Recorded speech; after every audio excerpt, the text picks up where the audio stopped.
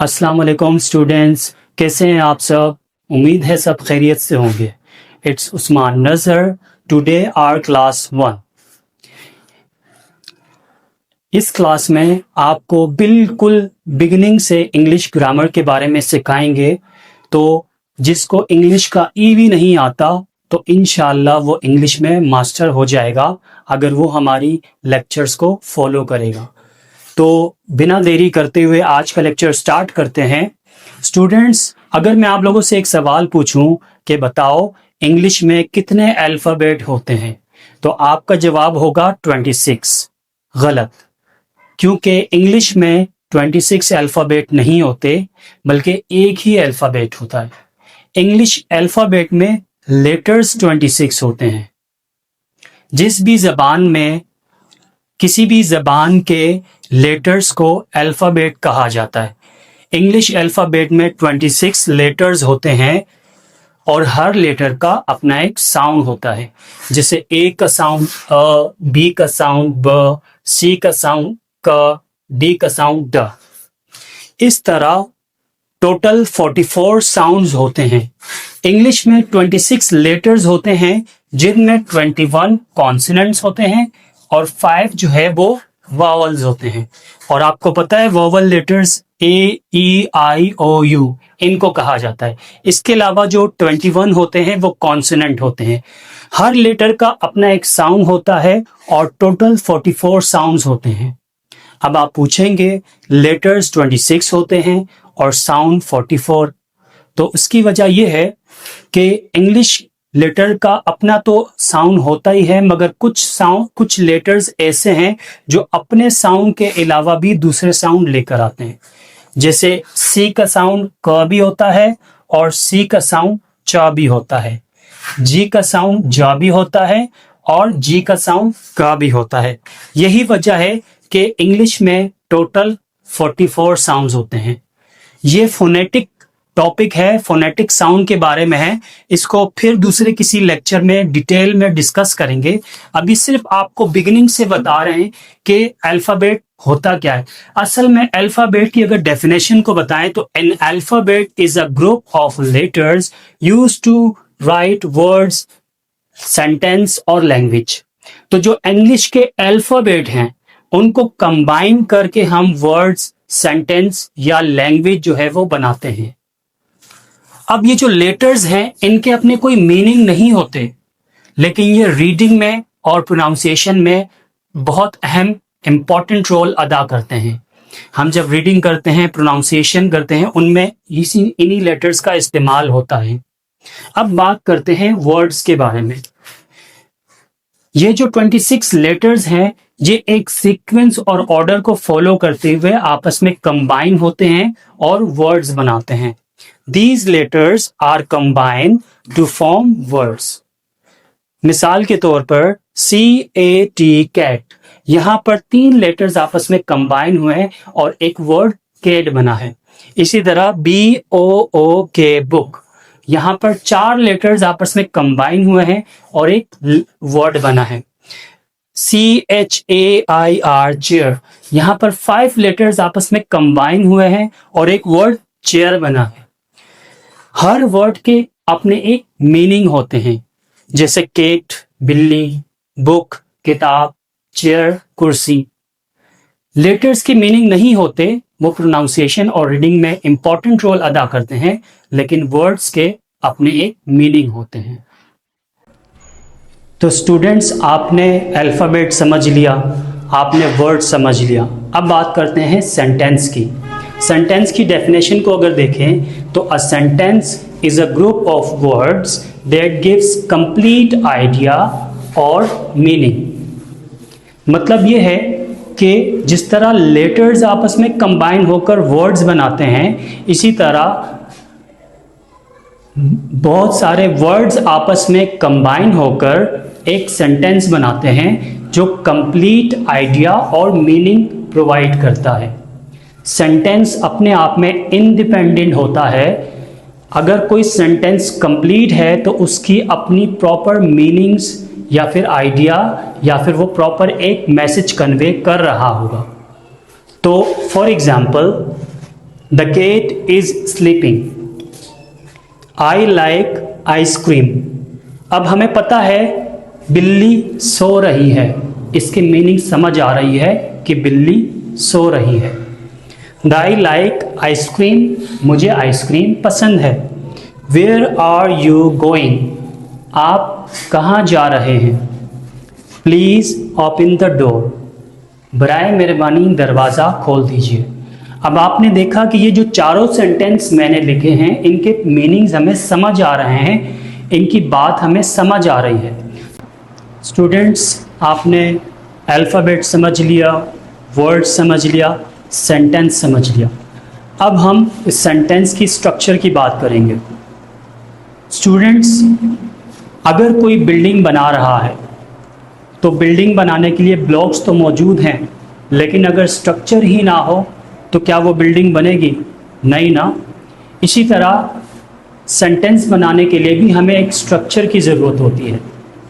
तो सेंटेंस बनाने के लिए मेनली 3 चीज़ों की ज़रूरत होती है। एक होता है सब्जेक्ट, एक होता है वर्ब और ऑब्जेक्ट। ये 3 चीज़ें सेंटेंस बनाते हैं और मैं इनको वन बाय वन आपको एक्सप्लेन कर देता हूँ। सब्जेक्ट, अब सब्जेक्ट क्या होता है इसकी डेफिनेशन को देखें। द परफॉर्मर और doer of action is called subject. मतलब कि एक्शन को करने वाला सब्जेक्ट कहलाता है। किसी भी सेंटेंस में जो काम कर रहा होता है, जो एक्शन को कर रहा होता है, वो सब्जेक्ट कहलाता है। ज़रा इस एग्जाम्पल को देखें। We play cricket. अब इसमें क्रिकेट खेल रहे हैं, कौन क्रिकेट खेल रहा है? वी, यानी कि हम। क्रिकेट कौन खेल रहा है? हम। एक्शन कौन कर रहा है? हम। तो यहाँ पे एक्शन करने वाला हम है, यानी कि वी। तो वी क्या हुआ? सब्जेक्ट हुआ। यानी कि इस सेंटेंस में ये जो वी है ये सब्जेक्ट है। अब दूसरी एग्जाम्पल को देखें। दे राइट एप्लीकेशन। वो खत लिखते हैं। एप्लीकेशन कौन लिख रहा है? दे। एक्शन राइट एप्लीकेशन, एक्शन करने वाला कौन है? दे। तो यहाँ पर एक्शन करने वाला दे है, तो जो एक्शन को परफॉर्म कर रहा है वो सब्जेक्ट होता है। जो काम कर रहा होता है वो सब्जेक्ट होता है।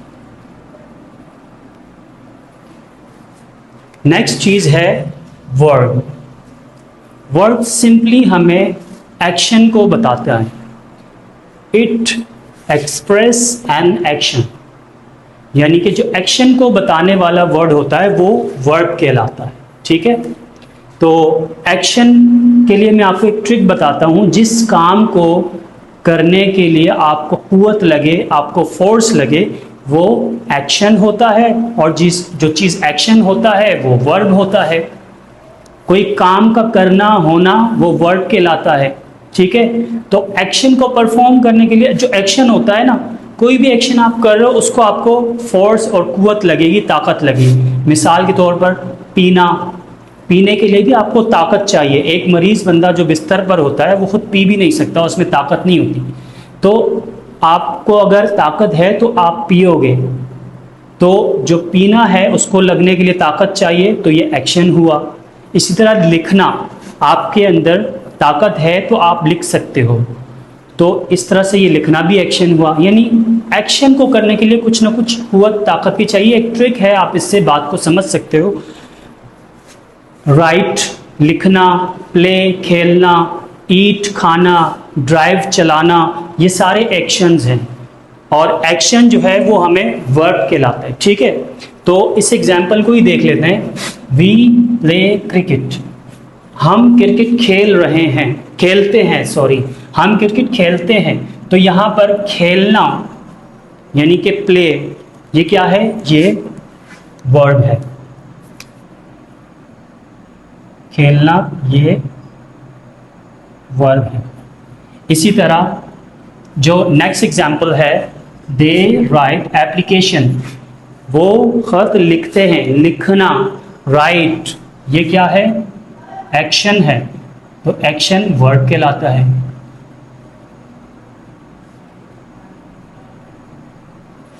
ठीक है स्टूडेंट्स, अब तीसरी चीज बच गई, वो है object. The receiver of action is called object. एक तो होता है एक्शन को करने वाला, सब्जेक्ट कहलाता है। एक होता है एक्शन को रिसीव करने वाला, यानी जिस बंदे पर या जिस चीज पर काम हो रहा है, जिस चीज की बात हो रही है, जो चीज एक्शन को रिसीव कर रहा है, वो ऑब्जेक्ट कहलाता है। अब इसी एग्जाम्पल से इस बात को समझेंगे। We play cricket. We play what, हम क्या खेलते हैं, किस चीज की बात हो रही है, क्रिकेट की बात हो रही है। एक्शन कौन रिसीव कर रहा है, क्रिकेट रिसीव कर रहा है, तो ये हमारा ऑब्जेक्ट हुआ, ये हमारा ऑब्जेक्ट हुआ। Next example, they right application. They right what, application, किसकी बात हो रही है, एप्लीकेशन की बात हो रही है। एक्शन कौन रिसीव कर रहा है, एप्लीकेशन रिसीव कर रहा है, तो ये भी आपका ऑब्जेक्ट हुआ। तो एक बार फिर, ये तीनों चीजों को, किसी भी सेंटेंस को बनाने के लिए हमें तीन चीजों की जरूरत होती है, सब्जेक्ट, वर्ब और ऑब्जेक्ट। सब्जेक्ट, द परफॉर्मर और doer of the action is called subject, यानी जो काम करने वाला शख्स होता है वो सब्जेक्ट कहलाता है। वर्ब, जो वर्ड्स हमें एक्शन बता रहे हो वो वर्ब होते हैं। और ऑब्जेक्ट, जो शख्स या जो चीज एक्शन को रिसीव कर रहा है वो ऑब्जेक्ट कहलाता है। Look at the example, Rahul helps his parents. यहाँ पर कहा जा रहा है राहुल अपने वालिदैन के, अपने माँ बाप की, पेरेंट्स की मदद करता है। राहुल हेल्प करता है, करने वाला कौन है, राहुल। एक्शन करने वाला कौन है, राहुल। तो एक्शन करने वाला सब्जेक्ट होता है, तो यहां पर ये सब्जेक्ट हो गया। वर्ब, एक्शन, एक्शन यहां पर क्या हो रहा है, हेल्प, मदद करना, ये एक्शन है, तो ये वर्ब हो गया। और पेरेंट्स, बात किसकी हो रही है, एक्शन को कौन रिसीव कर रहा है, पेरेंट्स, तो ये हमारा हो गया ऑब्जेक्ट। स्ट्रक्चर को समझने के बाद हमें टाइप्स को समझना होगा सेंटेंस की। तो अब बात करते हैं टाइप्स ऑफ सेंटेंस की। हमारे पास 4 तरह के सेंटेंसेस होते हैं। एक होता है डिक्लेरेटिव सेंटेंस, दूसरा होता है इंटेरोगेटिव सेंटेंस, तीसरा होता है इंपेरेटिव सेंटेंस और चौथा होता है एक्सक्लेमेटरी सेंटेंस। तो स्टूडेंट्स, मैंने आपको 4 टाइप्स ऑफ सेंटेंसेस बताए थे। ठीक है, अब वन बाय वन डिस्कस करते हैं। Number 1, declarative sentence. It is a statement, it tells something और गिव्स इंफॉर्मेशन।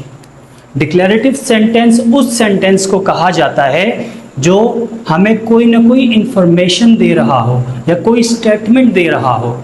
इसमें कोई कमांड, रिक्वेस्ट, इसमें कोई सोरो, जॉय यानी गम, गुस्सा, खुशी का इजहार नहीं होता। इसमें कोई क्वेश्चन नहीं पूछा जा रहा होता।